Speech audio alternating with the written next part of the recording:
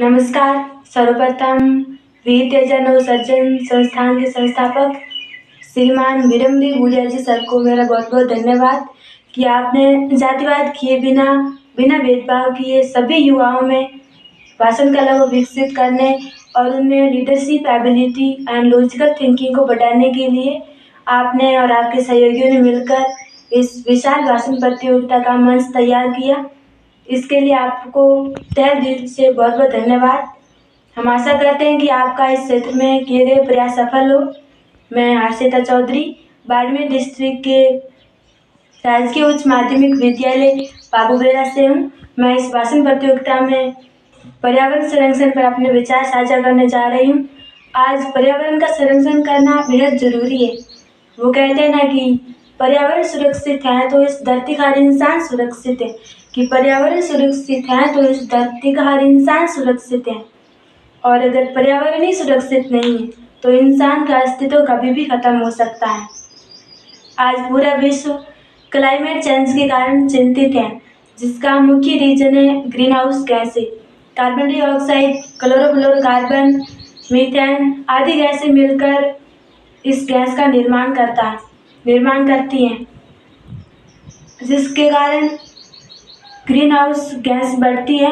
और होता क्या है कि जब सूर्य की किरणों को तो ये गैस पृथ्वी की सतह तक पहुंचने देती है, लेकिन जब सूर्य ढलने के बाद पृथ्वी अपनी गर्मी को अंतरिक्ष में छोड़ना चाहती है तो इसे ये रोकती हैं, जिसके परिणाम स्वरूप अर्थ का टेम्परेचर बढ़ता जा रहा है, कई स्पीसीज नष्ट होती जा रही हैं। ग्लोबल वार्मिंग के बढ़ने की वजह से हमारे ग्लेशियर पीछे हटते जा रही हैं, आर्कटिक की बर्फ पिघलती जा रही है, महासागरों का जल स्तर ऊंचा उठ रहा है, जिसके कारण कई द्वीप डूबने के कगार पर हैं। बहुत गर्मी, बहुत ठंड, असमय बेहद बारिश, सूखा, बाढ़ जैसी आदि समस्याएं नजर आ रही हैं। क्लाइमेट चेंज को रोकने के लिए सर्वप्रथम हमें हमारे सीमित संकुचित दायरों से निकलकर आगे आना होगा, पर्यावरण का संरक्षण करना होगा। अपने सुख स्वार्थ के लिए प्रकृति का शोषण ना करें, जितना हो सके उतना गाड़ियों को कम चलाइए, पेड़ों को काटे नहीं बल्कि अधिक से अधिक पेड़ लगाएं।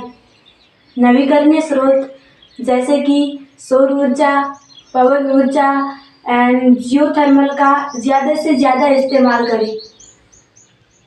रेफ्रिजरेटर, एसी आदि का कम से कम इस्तेमाल करें। ये बात एक इंसान या एक व्यक्ति के लिए नहीं, बल्कि विश्व के सभी देश व उनके नागरिकों को समझनी चाहिए, आगे आना चाहिए, इस क्षेत्र में पर्यावरण का संरक्षण करना चाहिए, तभी एनवायरमेंट प्रोटेक्शन संभव हो पाएगा। धन्यवाद। जय मां भारती।